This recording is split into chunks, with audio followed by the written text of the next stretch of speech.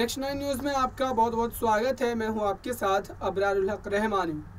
झारखंड की सियासत में इस वक्त जो एक तरीके से सरकार बनाए रखने के लिए जेएमएम जिस तरीके से तमाम परिस्थितियों से लड़ती नज़र आ रही है, लेकिन इस बीच अगर हम एक नेता का जिक्र करें, जिस नेता ने इस पूरी पार्टी को झारखंड की सियासत में उस मकाम तक पहुंचाया जिस मकाम पर पहुंचने के बाद आज हेमंत सोरेन झारखंड जैसे प्रदेश के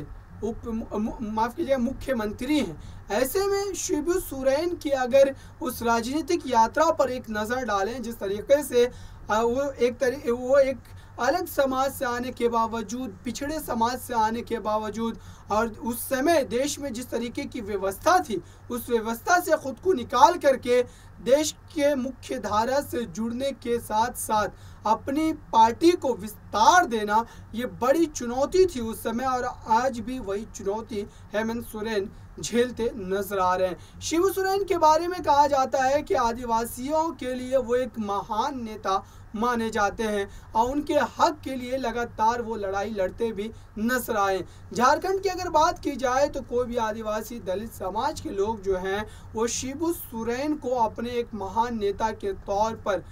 मानते हैं, और शिबू सोरेन की एक आवाज़ पर झारखंड के कोने कोने से जो आवाम है वो कहीं पर भी इकट्ठा हो सकती है। उनकी इस तरीके की जो है ताकत झारखंड की राजनीति में है। हालांकि शुरुआती दिनों में शिबू सोरेन को लेकर के जिस तरीके से तमाम दिक्कतों का सामना करना पड़ा था, उसको लेकर के उस समय ऐसा लग रहा था, कई नेताओं ने जो उनके साथ राजनीति की शुरुआत की थी उन्होंने भी उनको कई बार इस तरीके के सुझाव दिए थे कि आप राजनीति में इतने बड़े प्लान को लेकर के आगे नहीं बढ़ पाएंगे, लेकिन उन्होंने हार नहीं मानी और जेएमएम पार्टी के निर्माण के बाद से ही लगातार पुरजोर कोशिश की, और उस कोशिश का नतीजा ये रहा कि आज झारखंड में सबसे बड़ी पार्टी के तौर पर जेएमएम का जो है नाम सामने उभर करके आता है, और झारखंड के सबसे बड़े क्षेत्रीय दल का भी अगर सेहरा किसी पार्टी के सर है तो वो झारखंड मुक्ति मोर्चा यानी कि जेएमएम पार्टी के ही सर है।